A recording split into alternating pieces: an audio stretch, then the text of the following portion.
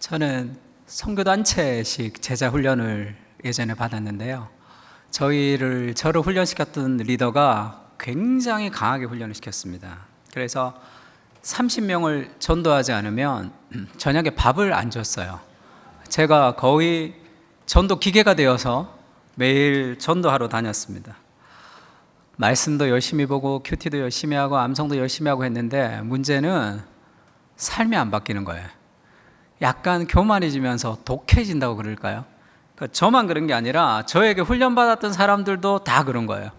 전도 기계, 말씀 기계, 헌신 기계, 암송 기계. 근데 서로 사이가 안 좋아요. 그리고 어딜 가든지 늘 갈등이 있고, 그래서 좀 강도를 더 높였습니다. 열심히 훈련을 더 강하게 시키면 사람이 바뀔 줄 알고, 그때 교회 주보를 노란색 주보를 한번 만들었어요. 예배 시간에 늦으면 노란색 주보가 나갑니다. 이렇게까지 큰 반응을 할 줄 몰랐네요. 죄송합니다. 잘못한 것 같아요, 제가. 빨간색 주보는 안 만들었습니다. 왜 이렇게 사람은 바뀌지 않을까? 이렇게 훈련을 열심히 하는데 왜 사람은 바뀌지 않을까? 그렇게 생각을 했는데, 리차드 포스트 목사님이 영적 훈련에서 이런 얘기를 했습니다.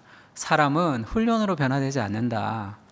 사람은 하나님의 은혜로 변화된다. 훈련은 은혜를 받기 위한 통로이다. 이렇게 얘기했습니다. 그것이 제 인생에, 저희 제자 훈련에 아주 큰 획기적인 변화를 가져다 준 말씀이었습니다. 그렇구나. 사람은 노력과 헌신을 통해서 변화되는 것이 아니라 하나님의 은혜에 의해서 순종으로 이어져야 되는구나 라는 걸 알았습니다. 그래서 그 다음부터 제자 훈련을 하나님의 은혜에 좀 포커스를 맞췄어요. 제가 얼마 전에 영상을 하나 봤는데 우리나라 국가대표 축구 선수였습니다. 그분이 이제 은퇴를 했는데 고등학교 때도 축구를 아주 잘했대요. 근데 집안이 좀 힘들어졌습니다. 아버지가 사업이 이제 어려워져서, 그래서 어머니가 식당에 가서 일을 해야 돼서 가게를 이제 꾸려야 되니까 축구 하려니까 돈이 없는 거예요.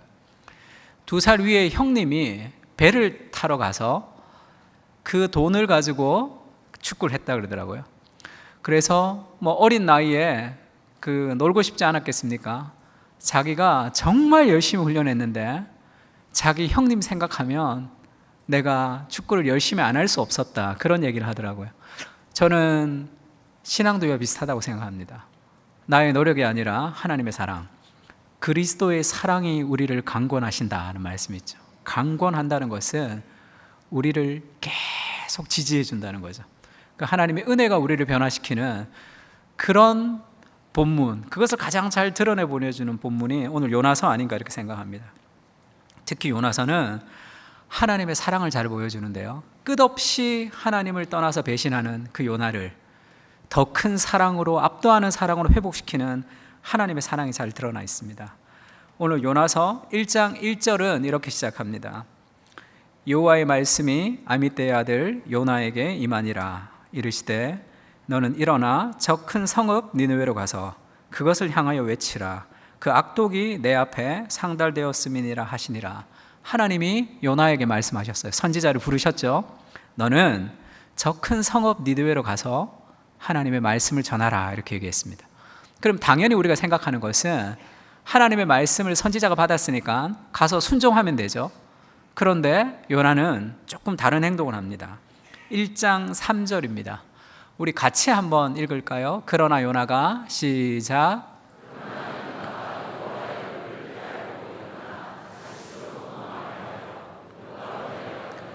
아침 다섯으로 가는 배를 만난지라. 여호와의 얼굴을 피하여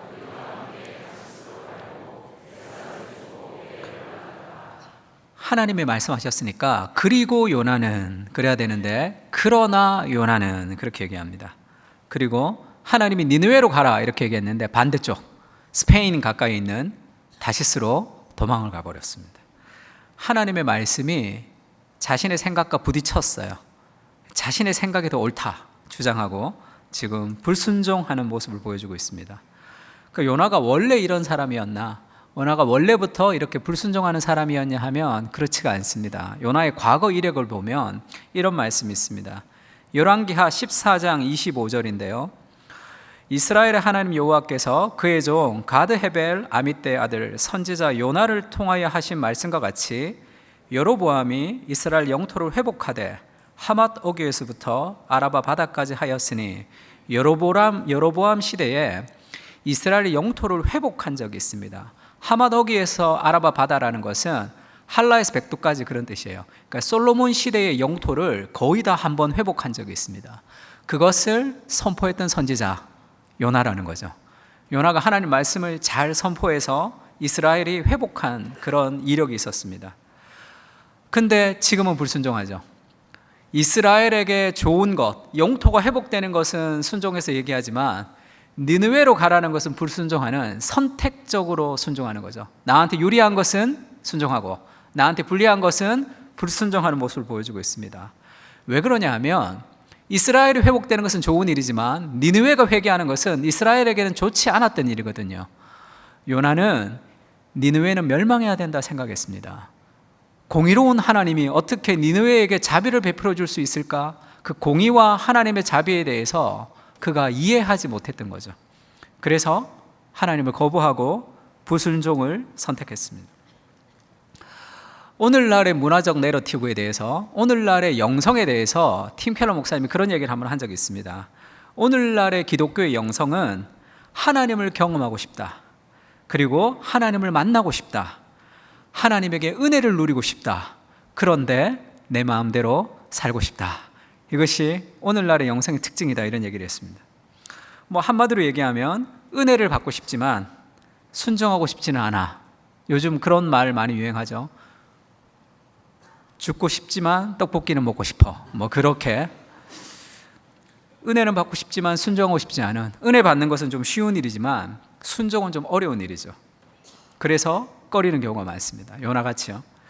제가 예전에 청년들을 데리고 중국 단기 선교를 한번 간 적이 있어요. 중국 백두산에서 압록강을 따라서 이 북한을 보면서 기도하는 비전 트립이었습니다. 그래서 거기에 갈 때 우리가 압록강이라고 생각하면, 가보지 않은 분들은 대부분 생각하기에 중국과 북한에 큰 압록강이 있어서 거기가 잘 안 보일 거라고 생각하는데, 직접 가서 백두산에서 미니버스를 타고 쭉 내려오면 창문을 열고 안녕하세요 그러면 북한 사람이 저기서 안녕하세요라고 다 들릴 정도로 아주 가까운 곳이 많습니다. 그래서 그 가정을, 이렇게 집을 보면 너무 열악한 거예요, 환경이. 그러니까 북한 사람을 만난다는 생각을 못하고 그냥 북한을 위해서 기도하겠다고 갔던 자매들 같은 경우에는 눈앞에 북한 사람이 보이잖아요. 얼마나 불쌍해요. 그래서 엄청나게 울고 기도하고 그렇습니다. 그래서 한 자매가 하루 종일 울었어요. 북한의 영혼이 너무 불쌍하대요. 그리고 밤에 저를 찾아왔습니다. 그러니까 교역자로서 가지는 촉이 있죠. 북한 선교나 중국 선교 나가겠다라는 생각을 했어요. 근데 제 예상하고 전혀 다르게 찾아왔어요. 그때 저희가 방을 2명이서 한 방을 썼거든요. 2인 1실을 썼습니다. 쟤랑은 방 같이 쓰고 싶지 않다고 저한테 온 거예요. 북한의 영혼을 위해서는 하루 종일 울 수 있습니다. 쟤랑 방 쓰는 것은 힘든 일이죠. 그것은 우리한테 어려운 일이에요. 그래서 제가 그렇게 얘기했습니다. 하나님이 너를 이번 단기 선교로 보내신 이유가 북한의 영혼을 위해서 기도하는 것도 있지만, 혹시 아느냐, 그 자매랑 방을 같이 쓰면서 그 삶의 갈등을 통해서 우리를 성장시켜가는 것이 하나님의 뜻일 수도 있지 않느냐. 그래서 조금 더 있어보고 정말 힘들면 다시 찾아오라, 이렇게 얘기했습니다. 다시 찾아오진 않고 잘 순종하면서 그렇게 보냈습니다. 데이비드 폴리슨이라는 사람이 상담학자인데요, 악한 분노, 선한 분노라는 책을 썼습니다. 거기서 아주 재밌는 얘기를 했는데요, 운전을 하다가 화가 나는 것, 운전을 하다가 분노하는 이유가 무엇인가 그렇게 물었어요. 제가 운전하다가 분노를 잘하는 사람이라 굉장히 관심 있게 봤습니다. 운전을 하면서 분노가 일어나는 이유는 결국 그 마음 중심에 세상이 내 마음대로 되지 않기 때문이다, 그렇게 얘기했어요. 내가 빨리 약속 장소 가야 되는데 내 앞에 너무 많은 사람들이 있잖아요. 그 사람도 약속이 있겠죠. 근데 왜 화가 납니까? 내 마음대로 세상이 되지 않기 때문이죠. 결국 내가 하나님의 자리에서 하나님의 노릇을 하고 싶어하는 그런 자기중심성이 있다, 이렇게 얘기했습니다. 오늘날의 자유라는 것도 오늘날의 사람들이 가장 크게 생각하는 것이 자유죠. 자유를 굉장히 중요하게 생각합니다. 그런데 오늘날에 생각하는 자유라는 것은 성경이 말하는 자유하고는 조금 다른 것 같습니다. 뭐라고 해야 될까요? 어떤 속박에서부터 벗어나는 상태를 자유라고 생각하는 것 같아요. 제한받지 않는 상태를 자유라고 얘기합니다. 다르게 얘기하면 내 마음대로 하고 싶은 상태를 자유라고 얘기하는 거죠. 그래서 오늘날의 율법, 순종, 제자도, 헌신 이런 단어만 들어도 뭔가 좀 무거운 느낌이에요. 뱀이 하와에게 그렇게 얘기하죠. 동산 중앙에 있는 나무의 실과를 정녕 먹지 말라고 하시더냐 이렇게 물어요. 그 말 속에 어떤 뉘앙스가 담겨져 있습니까? 하나님은 너의 자유를 제한하는 분이시다. 네가 마음대로 하는 것을 막는 분이시다. 그런 느낌이 있죠. 헌신, 말씀, 순종 할 때 그게 뭔가 좀 무거운 느낌이 들듯이 그렇게 우리를 유혹합니다. 근데 성경에서 말하는 자유는 조금 달라요. 성경은 절대 기준에 나를 맞추는 것이다 이렇게 얘기합니다. 우리가 악기 연주할 때도 뭐 기타 치는 사람들은 기타 연주하기 전에 뭐 하죠? 조율하죠. 조율. 그것은 어떤 절대 음정에 악기를 맞추는 거예요. 그때 아름다운 소리를 나는 거죠.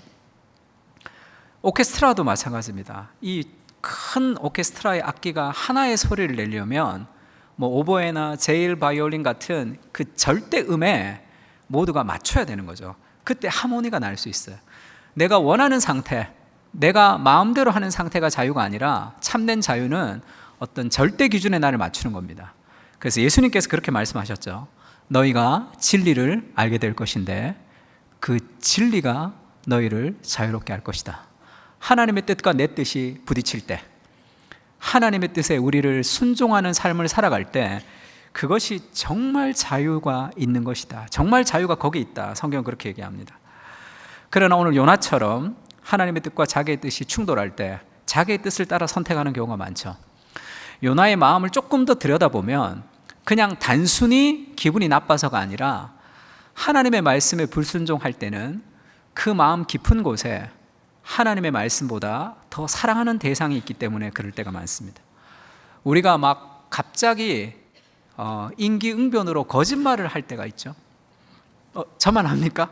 전혀 안 하시는 표정으로. 우리가 막 거짓말을 할 때 왜 거짓말을 하냐면 그게 쉽게 거짓말을 하는 것 같지만 하나님의 말씀에 순종하는 것보다 나의 평판이 더 소중한 거거든요.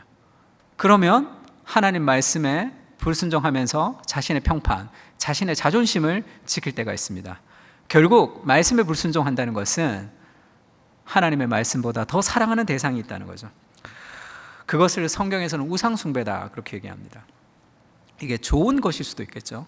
어떤 뿔 달린 마귀에게 절하는 것이 우상숭배가 아니라 하나님만이 주실 수 있는 것을 하나님이 아닌 다른 것에서부터 찾으려고 할 때 그것을 우상숭배다. 성경은 그렇게 얘기해요. 가족을 사랑하는 거, 뭐 직장에서 일을 열심히 하는 거, 그건 다 좋은 일이죠. 근데 그것이 하나님보다 더 사랑의 대상이 될 때 그것은 우리를 노예로 삼습니다. 오늘 요나도 마찬가지죠. 요나의 마음을 들여다보면 1장 8절 9절에 그렇게 이야기합니다. 무리가 그에게 이르되 청하건대 이 재앙이 누구 때문에 우리에게 임하였는가 말하라. 내 생업이 무엇이며 네가 어디서 왔으며 내 나라가 어디며 어느 민족에 속하였느냐 하니 하나님이 요나를 돌이키기 위해서 도망가는 요나에게 폭풍을 보내셨어요. 그때 보냈다는 단어는 이 던졌다라는 단어입니다. 마치 하나님이 조준해서 요나의 배에만 폭풍을 쏘시는 것처럼 쏘셔서 요나를 돌이키기를 원하는 거죠. 그래서 이 폭풍이 누구로부터 왔는지를 제비를 뽑아서 요나가 당첨이 됐습니다. 그래서 물었어요. 네가 어디서 왔고 넌 어떻게 왔느냐 선원들이 물었습니다. 그때 요나가 자기를 고백해요. 자기가 누군지를 고백할 때 1장 9절에서 그렇게 얘기합니다. 그가 대답하되 나는 히브리 사람이요 바다와 육지를 지으신 하늘의 하나님 여호와를 경외하는 자로다. 바다와 육지를 지으신 하늘의 하나님을 경외하는 자라는, 쉽게 얘기해서 크리스찬이라는 정체성보다 먼저 얘기하는 게 있죠. 나는 히브리 사람이다. 그것이 더 우선시되는 정체성이에요. 자신이 크리스찬이라는 정체성보다 더 우선시되는 정체성, 하나님보다 더 사랑하는 삶의 대상, 그것이 민족이라는 자부심이었죠. 자신의 프라이드였습니다. 자신의 학벌, 자신의 인종, 자신이 가지고 있는 능력, 모든 것이 다 될 수 있는 거죠. 그 프라이드가 있었어요. 그래서 요나는 하나님이 말씀하셨는데 거부하는 거죠. 왜냐하면 그것이 히브리 민족이라는 자신의 정체성을 훼손시키는 것이기 때문에 그렇습니다. 하나님이 말씀하시지만 그는 민족에게 더 좋은 것을 선택하는 거죠. 그것이 우상숭배, 우리를 노예로 삼습니다. 저는 교회를 개척할 때 그렇게 기도한 적이 있습니다. 하나님, 세상에 이렇게 교회가 많은데 제가 또 하나를 개척해야 될 이유가 있습니까? 그렇게 기도했을 때 하나님이 제 마음에 그런 확신을 주셨어요. 가서 모든 민족으로 제자를 삼아라. 한 영혼을 제자 삼는, 그렇게 한 영혼을 제자 훈련해서 건강하게 만들어가는 건강한 공동체를 세워라. 이렇게 하나님이 비전을 주셔서 그렇게 교회를 개척해서 열심히 기도하고 교회를 했습니다. 근데 문제는 제자 훈련을 통해서 건강한 교회를 세우는 것, 건강한 공동체를 세우는 게 얼마나 좋은 비전입니까? 그게 하나님을 사랑하는 것보다 더 높은 사랑이 되면 그것이 우상이 되어서 우리를 노예로 삼는 거죠. 그래서 기도합니다. 하나님, 건강한 공동체를 주시옵소서. 근데 교회가 제가 생각하는 만큼 그렇게 건강해지지 않는 것 같아요. 그러면 첫 번째, 자신을 질책해요. 나 개척 아닌가 봐. 나 부임했어야 되나 봐. 그런 생각이 막 들기도 하고, 어떨 때는 나는 목회자로서 리더십이 없어. 그런 생각이 들 때가 있습니다. 낙심하는 거죠. 두 번째는 다른 사람을 향해, 교회를 건강하지 못하게 되는 성도들을 향해서 막 비판. 왜 이렇게 사람들이 바뀌지 않을까? 그렇게 막 비판하기도 하죠. 그리고 세 번째는 교회를 건강하게 하지 못하는 외부적인 환경이 나를 두렵게 합니다. 뭐 월세가 올라간다든지, 장소를 이전해야 되는지, 뭔가 교회가 건강하게 되지 못하는 그런 환경에 노출될 때마다 두려움이 있는 거죠. 그러니까 참 신기하죠. 매일 기도했습니다. 건강한 교회를 위해서 날마다 기도했는데, 기도하면 할수록 자신에 대한 낙심, 상대방을 위한 비판, 그리고 환경을 향한 두려움이 나를 계속 옥죄는 거죠. 왜 그렇습니까? 하나님을 사랑하는 것보다 더 사랑하는 대상이 있으면 그것이 우리를 노예로 삼거든요. 교회가 좀 건강해지지 못하면 어떻습니까? 조금 힘들 때도 있죠. 그러나 그것을 통해서 하나님을 더 닮아가고 예수님을 더 닮아가고 더 예수님 앞에 건강해지는 삶의 과정으로 생각하면 훨씬 더 자유로울 수 있잖아요. 교회가 부흥하고 좋아져도 그것이 더 예수님을 사랑하는 어떤 동기가 되면 얼마나 더 자유로울 수 있습니까? 하나님을 사랑하는 것보다 더 높은 대상이 되는 모든 좋은 것들이 우리를 노예로 삼게 되는 거죠. 그렇게 하나님의 말씀을 떠나서 자신의 삶의 우상을 따라 살아가면 자유로울 것 같지만 그것은 자유롭지 않습니다. 요나가 어떤 상태에 빠졌는지를 보면 알 수 있는데요. 1장 3절에 보면 그런 표현이 있습니다. 그러나 요나가 여호와의 얼굴을 피하려고 일어나 다시스로 도망하려 하여 욥바로 내려갔더니, 이렇게 되어 있죠. 그 다음에 마침 다시스로 가는 배를 만난지라 여호와의 얼굴을 피하여 그들과 함께 다시스로 가려고 뱃삭을 주고 배에 올랐더라, 이렇게 되어 있습니다. 우리나라 성경에는 욥바로 내려갔더니 이렇게 되어 있고 배에 올랐더라 이렇게 다르게 번역되어 있는데, 원래 성경에는 똑같은 단어가 쓰였어요. 그러니까 정확하게 번역하자면 욥바로 내려갔더니 배에 내려갔다. 요나가 하나님의 낯을 피해서 점점 내려간다는 느낌을 성경이 계속 우리에게 주고 있습니다. 그 다음 어디로 가나요? 배에서도 배 밑으로 가서 잠을 자요. 그 다음 어디로 가죠? 배보다 더 밑에 바다에 빠집니다. 바다에 빠져서도 2장에 보면 바다의 풀이 나의 머리를 감쌌나이다 이렇게 기도하는 장면이 있어요. 그러면 어디까지 내려갔다는 거예요? 바다의 가장 밑바닥까지 내려가는 거예요. 하나님을 떠나서 자유롭게 선택하는 것 같은데 점점 내려가는 영적인 침체 상태로 빠져가는 모습을 보여주고 있습니다. 데릭 키드너라는 구약학자가 추석에서 이렇게 얘기했습니다. 죄라는 것은 삶의 구조에 부담을 안겨주어서 결국은 삶을 붕괴시킨다는 것. 삶의 구조에 부담을 안긴다는 게 뭡니까? 저녁에 가공식품, 야식을 막 먹어요. 그러면 당장에 어떤 건강이 막 상하고 그러지가 않습니다. 점점 내려가는 상황이죠. 괜찮지만 내려가는 상황. 그러나 어느 날 검사를 해보면 동맥경화나 여러 가지 병에 걸리듯이 하나님으로부터 멀어지는, 그것이 굉장히 자유로운 것 같지만 그것은 우리를 점점 침체로 빠뜨리는 거죠. 존 스토트 목사님이 리더가 리더에게라는 책에서 이런 얘기를 한번 한 적이 있습니다. 우리가 말씀을 보지 못하고 기도하지 못하고 살아가더라도 우리가 예배에 오면 하나님의 위로와 은혜를 받을 수 있습니다. 그래서 우리가 낙심해서 회복이 될 수 있는 거예요. 그런 은혜를 하나님 우리에게 주시는 거죠. 그러나 생명력 있는 삶은 순종과 훈련을 통해서만 이루어질 수 있다, 이렇게 얘기합니다. 하나님을 떠난 삶, 그래서 죄의 구조가 우리의 삶에 부담을 안겨주는 가장 큰 잘못된 열매가 무엇인가 하면 우리가 큰 범죄를 하는 것이 아니라 영적으로 생명력이 없는 삶이죠. 무기력한 삶을 살아가는, 이 세상에 하나님의 역사를 기대하지 않는 현실 속에만 살아가는 삶의 모습, 그것이 가장 안타까운 삶의 모습일지도 모릅니다. 그 모습을 요나가 우리에게 그대로 보여주고 있죠. 1장 5절입니다. 사공들이 두려워하여 각각 자기 신을 부르고 또 배를 가볍게 하려고 그 가운데 물건들을 바다에 던지니라. 그러나 요나는 배 밑층에 내려가서 누워서 깊이 잠이 든지라. 지금 폭풍이 치는 바다 속에 사공들이 어쩔 줄 몰라서 막 노력하고 있는데 요나는 배 밑에서 깊이 잠자고 있는 거죠. 이것은 그냥 요나가 피곤했다는 것을 우리에게 보여주는 것이 아니라 요나의 영적인 상태를 보여주는 거죠. 하나님이 폭풍으로 지금 부르고 계십니다. 요나야, 일어나라. 네가 가는 곳이 그곳이 아니다. 근데 그것을 인식하지 못하고 깊이 잠들어 있는 모습을 보여주는 거죠. 하나님이 폭풍을 보내셔서도 안 되니까 그 다음에 선장을 보내셔서 요나를 깨우시죠. 1장 6절에 선장이 그렇게 얘기합니다. 선장이 그에게 가서 이르되 자는 자여 어찌함이냐, 일어나서 내 하나님께 구하라, 이렇게 얘기해요. 선장이 지금 일어나서 구하라 라고 하는 이 말은 1장 2절에 하나님이 했던 얘기와 똑같은 단어가 쓰여졌어요. 하나님이 선장의 입술을 통해서 요나에게 다시 한번 하나님의 사명을 깨우치는 거죠. 1장 2절에 하나님 그렇게 얘기합니다. 너는 일어나 저 큰 성읍 니느웨로 가서 그것을 향해 외치라, 일어나라, 외치라 라고 얘기했던 이것이 일어나라, 구하라 라는 단어와 똑같은 단어가 지금 사용된 거예요. 선장의 입술을 통해서 하나님이 잠자는 요나를 깨우시는 거죠. 네가 왜 영적으로 이렇게 무기력하게 있느냐, 지금 네가 이렇게 있어서 될 일이 아니다. 선장이 깨운다는 것은 마치 세상이 우리를 깨우는 것과 같습니다. 너희는 세상의 빛과 소금이라, 그런 말씀이 있죠.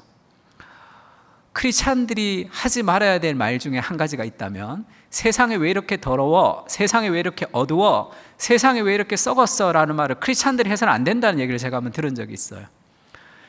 우리가 집에 갔는데 캄캄한 어둠 속에 방에 들어갔어요. 그렇다고 어둠을 저주하는 사람이 있습니까? 없죠. 왜? 불을 켜면 되잖아요. 왜 이렇게 집이 어두워, 이렇게 화내는 사람 없습니다. 불 켜면 되죠. 세상이 어두운 이유가 왜 그렇습니까? 세상에 빛과 소금이 역할을 감당하지 못하기 때문이죠. 잠자는 요나에게 세상이 깨우치듯이 하나님이 그들의 음성을 통해서 하나님의 사명을 다시 한번 깨우치는 거죠. 무엇을 위해서 살아가느냐, 어떻게 살아가느냐, 너에게는 하나님이 부르심이 있다. 그렇게 하나님이 요나를 깨우고 있습니다. 이런 요나, 이렇게 영적으로 잠자는 요나가 어떻게 회복될 수 있습니까? 어떻게 회복이 될 수 있습니까? 요나서를 보면 두 가지가 없습니다. 있어야 될 것 같은데 두 가지가 없어요. 첫 번째는 이렇게 하나님의 말씀에 불순종한다면, 만약에 제가 하나님이었다면 너는 탈락, 너는 선지자가 이렇게 말씀에 불순종하는구나, 너는 탈락, 그리고 말씀에 순종하는 선지자를 부르셔서 하나님이 사용하시면 하나님 나라에 더 이득이 될 텐데 하나님은 그런 방식을 택하지 않습니다. 또 두 번째는 요나를 아주 무섭게 해서 너무 큰 심판을 줘서 다시는 불순종을 하면 이런 처참한 결과가 있다는 걸 보여주면 불순종하지 않겠죠. 하나님이 그렇게도 인도하지 않습니다. 만약에 그런 공포를 통해서 요나를 순종하게 했다면 요나가 순종은 하겠죠. 그러나 그 순종의 동기가 무엇입니까? 두려움이겠죠.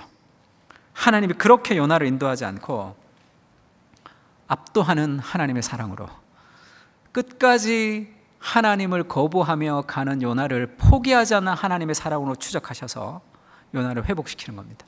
요나서를 4장까지 다 읽어봐도 요나가 회개했다는 얘기는 없어요. 요나가 화를 내면서 4장이 끝이 납니다. 그래서 요나서는 더 큰 성경의 이야기 속에서 우리에게 해석을 하도록 요구하는 거죠. 요나서는 누가 썼을 것 같아요? 요나서의 내용을 보면 요나가 말하지 않고서는 도무지 알 수 없는 내용들이 많습니다. 요나가 요나서 1장을 썼다면 그가 얼마나 부끄러웠을까요? 하나님의 말씀을 떠나서 도망하는 자기 자신을 썼겠죠.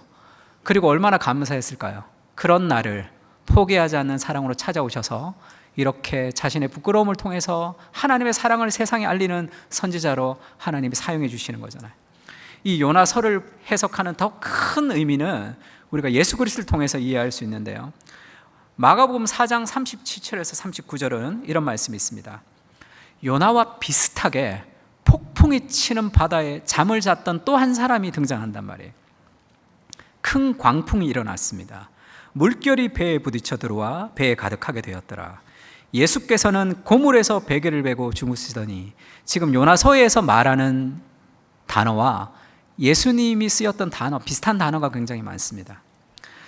요나도 풍랑치는 파도에서 깨지 못하고 잠을 잤죠. 영적인 침체 가운데 빠졌기 때문에 그렇습니다. 예수님은 왜 풍랑치는 파도 속에서 깨지 못했을까요? 예수님은 풍랑치는 파도에서 깨지 못할 정도로 육신을 입고 이 땅에 오신 예수님은 피곤한 인생을 사셨기 때문에 그렇습니다. 예수님의 인생을 두 가지 순종으로 얘기하는데요. 첫 번째는 우리의 죄를 대신해서 십자가에 죽는 순종을 얘기합니다. 그래서 우리의 죄가 예수님에게 전가되었기 때문에 우리가 받아야 될 형벌을 예수님이 받으셔서 우리가 구원을 얻은 거죠. 한 가지 더 순종이 있는데 신학적으로 죄가 없다고 천국에 가는 게 아니라 천국에 가려면 의가 있어야 되죠. 그래서 우리가 이신칭이 믿음으로써 의롭다함을 얻었다 할 때 그 의는 우리의 의가 아니라 예수님이 의를 우리에게 주신 거예요. 사람이 의로워지려면 율법을 다 지켜야 됩니다. 모든 율법을 100% 다 지킬 때 의를 획득할 수 있어요. 우리가 그것을 지킬 수 있습니까? 인간은 지킬 수 없어요. 그래서 인간으로 오신 그리스도가 우리를 대신해서 모든 율법의 요구를 태어나면서부터 돌아가실 때까지 전 인생을 우리를 위해서 순종하는 인생으로 예수님이 사셨단 말이에요. 그 피곤한 인생을 예수님이 사셨습니다.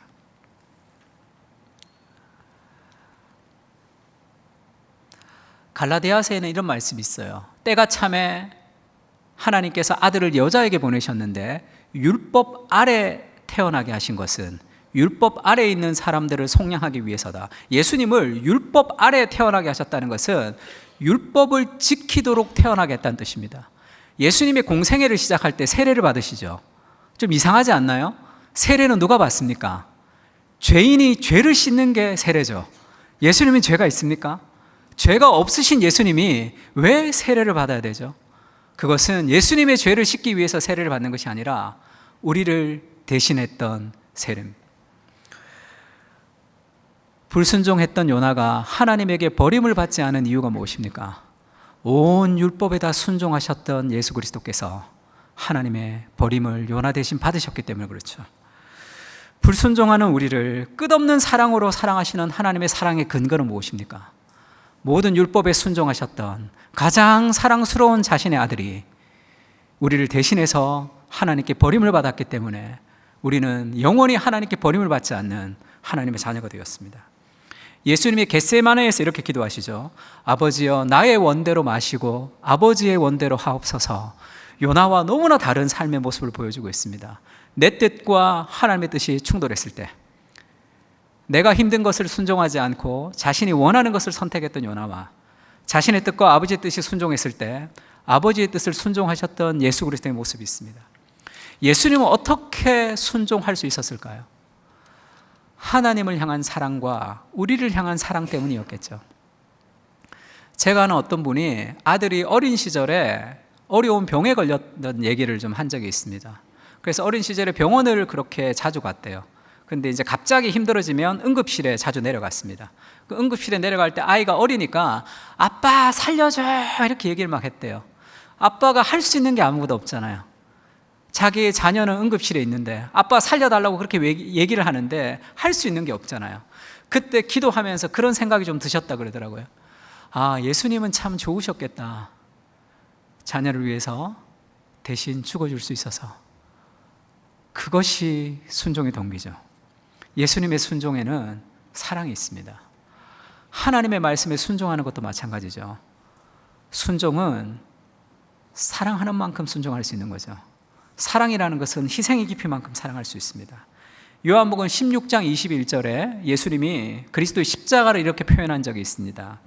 우리 같이 한번 읽었으면 좋겠는데요. 여자가 같이 한번 읽을까요? 시작. 근심하나 아기를 낳으면 세상에서 사람 난 기쁨으로 말미암아. 루터가 갈라디아서 주석을 쓰면서 그리스도의 십자가를 딜라이트 표현했습니다. 즐거움, 기쁨이라고 표현했죠. 예수님의 십자가가 어떻게 기쁨이 될 수 있을까요? 지금 예수님이 자신의 십자가를 여인이 아이를 낳는 것으로 비유하고 있습니다. 아이를 낳게 되는 것, 그것은 고통스러운 거죠. 그러나 아이를 낳으면 세상에 사람 난 기쁨으로 말미암아 그 고통을 다시 기억하지 않을 것이다. 그리스도의 순종의 동기가 뭡니까? 기쁨이죠. 내가 십자가에서 당하는 그 고통보다 더 큰 기쁨, 너희를 구원하는 그 사랑의 기쁨이 있다, 그렇게 얘기합니다. 서두에서도 말씀드렸듯이 불순종하는 요나를 회복시키는 하나님의 방식은 끝없는 하나님의 사랑을 경험하는 거죠. 하나님의 사랑을 경험할 때 우리는 그 하나님의 사랑의 힘으로 그리스도의 사랑이 우리를 강권해서 우리를 순종의 자녀로 만들어가는 것입니다. 저의 이야기를 좀 고백하고 오늘 말씀을 좀 마쳤으면 좋겠습니다. 저는 어린 시절에 좀 정서 불안이 좀 있었어요. 그래서 아마 지금 같았으면 병원 같은 데 가면 뭐 판정을 좀 받았겠죠. 지금도 좀 남아 있습니다. 그래서 중학교 때, 고등학교 때는 제가 도서관을 가면 제일 1등으로 도서관에 가서 문 바로 앞자리에 앉아야 돼요. 왜냐하면 왔다 갔다 해야 되거든요. 가만히 앉아있지를 못했어요. 그래서 혹시 늦게 가서 공부 열심히 하는 자리에 앉으면 거의 질식하는 줄 알았습니다. 왔다 갔다 해야 되거든요. 그래서 공부 잘 못했겠죠. 책을 처음부터 끝까지 한 권을 읽은 적이 없어요. 만화책 정도 읽었습니다.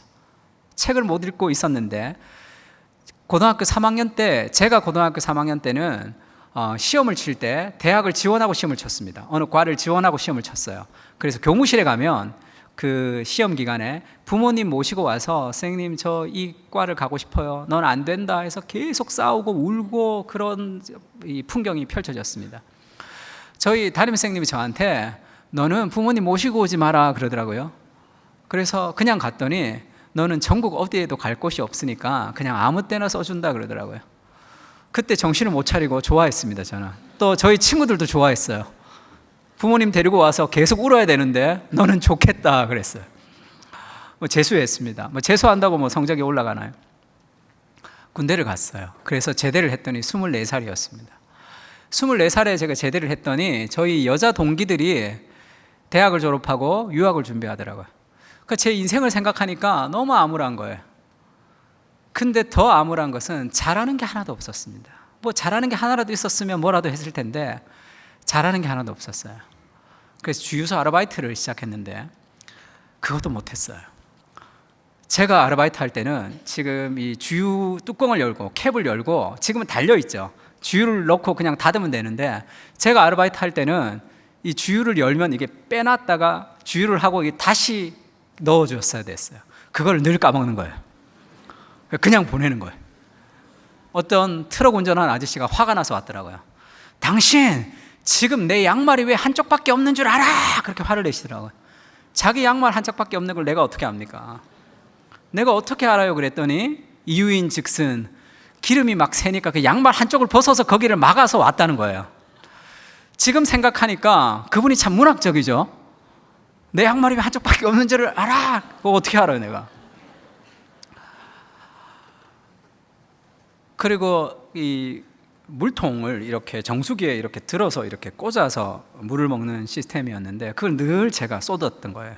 제가 그걸 들면 저희 사장님이 야야 하지마 그러면서 계속 자기가 하셨습니다.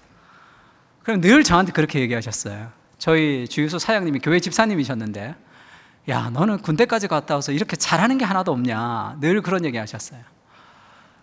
그러다가 24살에 청년부 수련회 8월 15일이었는데 거기서 예수님을 만났습니다. 그전에도 교회를 다녔지만 예수님을 인격적으로 만나지는 못했던 것 같아요.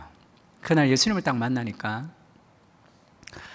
하덕규 집사님이 쓰신 노래 중에 자유라는 노래가 있습니다. 그 가사가 어떠냐 하면요, 껍질 속에 살고 있었네 내 슬픈 영혼, 껍질이 난지 내가 껍질인지도 모르고, 눈물 속에 살고 있었네 내 슬픈 영혼, 눈물이 난지 내가 눈물인지도 모르고, 그를 만난 뒤 나는 알았네 내가 애타게 찾던 게 무엇인지, 그를 만난 뒤 나는 알았네 내가 목마르게 찾았던 자유. 그 가사가 그대로 제 인생 같았어요. 저는 인생에서 뭐를 찾는지도 몰랐습니다. 질문도 없었어요. 뭘 하고 싶은 것도 없었습니다. 예수님을 만나고 나니까 알았어요. 아, 내가 이거 찾았구나. 나 이거 찾고 있었구나. 한 번도 질문하지도 못했고 한 번도 찾지 못했는데 예수님을 만나는 그 답을 만나면서 내 영혼의 질문이 여기 있었다는 것을 알게 됐습니다. 그때의 저의 감정을 한마디로 표현하자면 만족이었어요. 사실 만족할 게 하나도 없죠. 인생을 생각하면 늘 암울했는데 아무것도 부족한 게 없는 내 마음이 가득 찬 것 같았습니다. 예수 그리스도의 목숨보다 더 소중한 존재라는 그 삶의 가치를 확인했어요. 한 번도 저에게 그렇게 얘기해 준 사람이 없었던 것 같아요. 어린 시절부터 뭐 잘하는 게 없었기 때문에 내가 그렇게 가치 있다는 것을 제가 생각해 본 적이 없었던 것 같습니다. 그리스도의 목숨보다 더 소중한 존재라는 그 은혜를 확인했고, 그거보다 더 놀라웠던 것은 내가 만세 전에, 이 세상에 있기도 전에 하나님의 마인드 안에 너는 사랑으로 있었던 존재다. 성경은 그렇게 얘기하죠. 아, 이 세상에 있기도 전부터 하나님의 생각 속에 내가 하나님의 사랑으로 있었다는 것을 알았습니다. 가슴이 터질 것 같았어요. 내 안에서 뭐가 하고 싶어졌습니다. 더 솔직하게 이야기하면 이렇게 살고 싶지는 않았어요. 뭐를 해드리고 싶었습니다. 그래서 그때 8월이었는데 11월에 수능을 쳐서 신학교에 들어갔어요. 한 1년을 미친 듯이 책을 읽었던 것 같아요. 뭐 잡지책부터 시작해서 수업이 끝나면 도산에 가서 책을 한 300권 정도 책을 읽었던 것 같아요. 1년에. 그러면서 제가 굉장히 중요한 사실을 하나 깨달았는데, 아, 이렇게 책 읽으면 안 되는구나 라는 걸 깨달았습니다. 모르겠어요. 책을 이거 읽었는데 내용을 모르겠어. 읽었는데 또 내용을 모르겠더라고요. 그러다 나중에 알았습니다. 책도 읽는 방법이 있다는 걸 좀 나중에 알았어요. 제가 작년과 재작년에 목회자를 위한 독서법이라는 강의를 한 적이 있습니다. 다른 강의도 굉장히 하나님 앞에 감사하지만 목회자를 위한 독서법 강의를 하고 그 밤에 제가 이렇게 차를 타고 오는데 제 인생이 파노라마처럼 좀 쫙 지나갔어요. 가슴이 터질 것 같았습니다. 다윗이 하나님께 그렇게 고백하는 장면이 있습니다. 하나님, 나는 무엇이며 내 집은 무엇이간데 주께서 내게 이런 은혜를 베풀어 주십니까? 그 고백이 저희 고백이 됐습니다.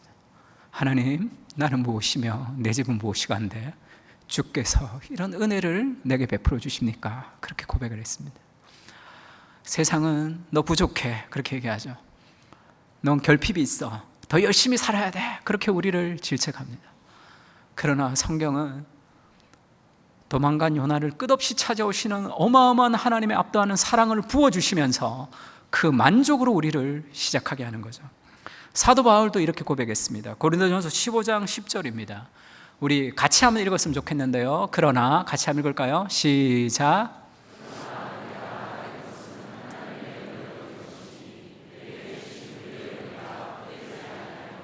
내가 모든 사도보다 더 많이 수고하였으나 내가 한 것이 아니요 오직 나와 함께 하신 하나님의 은혜로라.